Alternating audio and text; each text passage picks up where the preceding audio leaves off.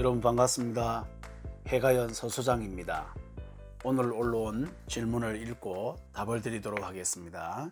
소장님 안녕하세요. 배우자 기도는 어떻게 해야 되나요? 구체적으로 하자니 너무 내 욕심이 아닌가?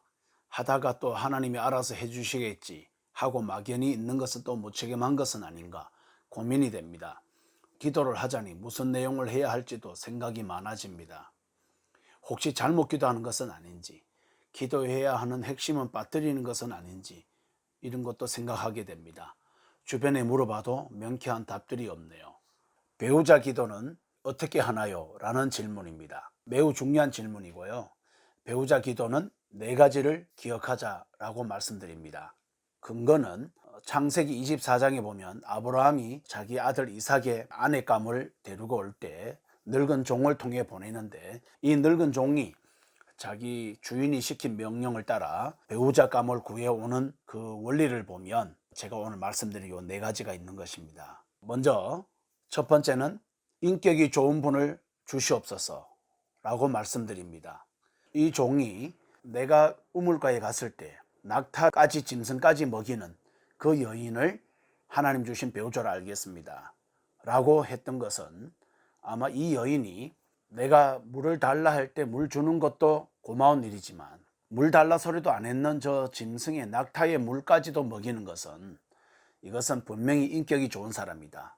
인격이 좋아야 결혼 생활이나 가정을 잘 꾸미는 것은 틀림없기 때문에 하나님께 기도함으로 그렇게 구했던 것입니다. 그래서 우리도 마찬가지입니다.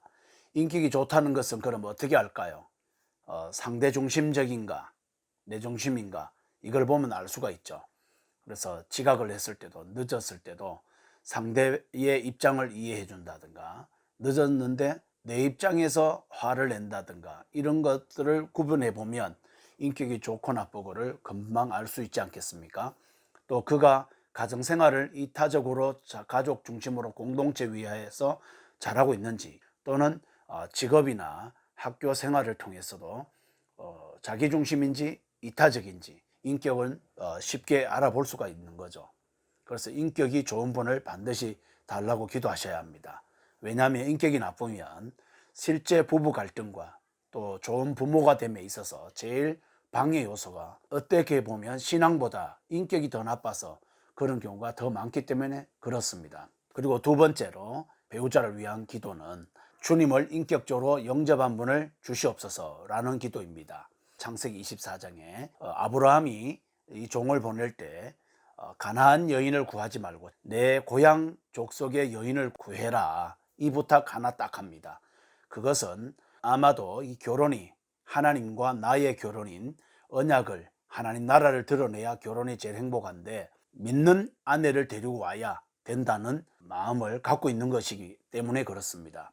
그래서 여러분, 양보할 수 없는 것은 믿음이 특출한 분, 훌륭한 분까지는 구하지 않더라도 신앙이 좋을 가능성이라도 있는 분, 그러려면 지금 부족하지만 믿고라도 있는 분, 인격적으로 영접이라도 하신 분, 이렇게 제가 말씀드리는 겁니다. 여러분, 이것만은 양보하면 안 될 것 같습니다. 왜냐하면 결혼 생활은 내가 노력한다고만 다 잘 되지 않습니다. 사랑은 내게서만 다 나오지 않거든요. 그래서 각자가 다른 거는 양보 못해도 믿는 사람을 꼭 만나야 되겠다. 이것은 하나님만을 위해서는 게 아니라 자기 자신도 거기 믿는 사람을 만났을 때 제일 행복한 것입니다. 그리고 세 번째, 배우자를 위한 기도는 사명이 분명한 사람을 주시옵소서라는 기도입니다. 여러분, 사명이 분명한 사람을 달라는 것은 사는 이유가 하나님의 영광을 위해서, 하나님을 기뻐하기 위해서 산다, 이렇게 정확하게는 모르더라도 자기 나름엔 허무하게 살지 아니하고 의미 있게 살려고 노력하고 그것이 하나님과 어느 정도 관계 있게 그렇게 살고 있다면 그거는 좋은 배우자감이라고 할 수 있을 것 같습니다. 물론 하나님의 영광을 위해서 이렇게 나는 한다, 또 하나님과 기뻐하면 관계인데 관계를 잘 확장하고 깊게 하기 위해서 난 이렇게 한다 라고 계획까지 있고 또 그렇게 실천하고 있는 분이면 더 훌륭하겠죠. 그렇지만 하나님과 관계 있게 해서 나름의 의미를 갖고 있고 계획을 갖고 있다면 그 정도면 사명이 있다라고 볼 수 있는 거 아니겠습니까?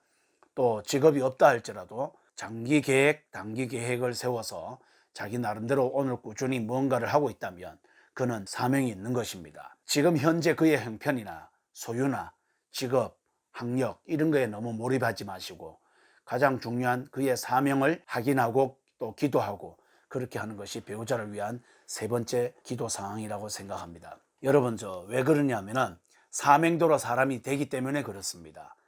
다른 것은 금방 변할 수 있고 안 좋아질 수도 있고 좋아질 수도 있지만 사명이 없는 사람은 좋아질 희망이 없는 것이죠. 그런데 사명이 있는 사람은 돈도 따라올 거고 삶도 구조조정이 많이 되어서 더 좋게 빨리 변화가 되는 것입니다.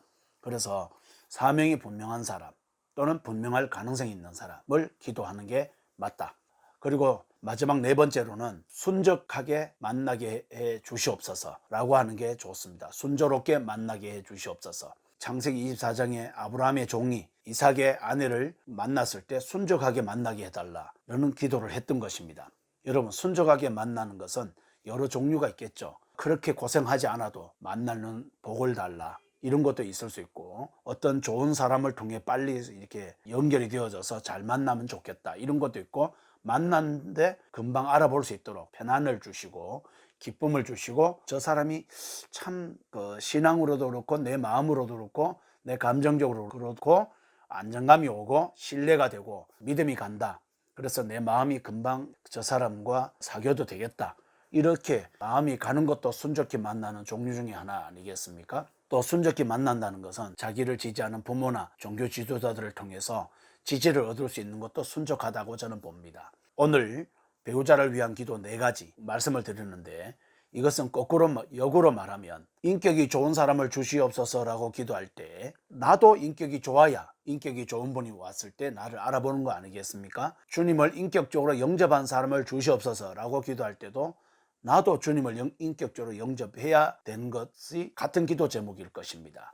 또 세 번째로 사명이 분명한 사람을 주시옵소서라고 할 때도 나도 사명이 분명하게 해 주시고 그 사명을 위해 최선을 다하게 해 주시옵소서라는 기도가 같이 병행해야 될 것입니다. 순적히 만나게 해 주옵소서, 순조롭게 만나게 해 주옵소서 할 때는 나도 범사에 기도로 끼어 있고 감사하며 하나님과 민감하며 주신 배우자를 쉽게 이렇게 알아볼 수 있고 또 쉽게 하나님이 인도하시는 것을 이렇게 기대할 수 있는 그런 삶을 사는 것을 말하고 있는 것입니다. 오늘 다시 정리하면 인격이 좋은 분을 주시옵소서, 나도 인격이 좋게 해 주옵소서, 주님을 인격적으로 영접한 분을 주시옵소서, 나도 신앙이 인격적으로 영접한 좋은 신앙 되게 해 주시옵소서, 사명이 분명한 분을 주시옵소서, 나도 사명이 분명하게 하옵소서, 그리고 순조롭게 만나게 해 주옵소서. 그러기 위해서 내가 하나님과 늘 친밀하게 끼어있는 영이 맑은 사람이 되게 해 주시옵소서 라고 기도하시면 여러분 배우자를 위한 바른 기도 4가지가 될 것입니다. 그래서 여러분의 결혼이 부디 좋은 결혼이 되어서 하나님의 나라를 여러분의 삶 가운데 이루시기를 바랍니다. 여러분 감사합니다.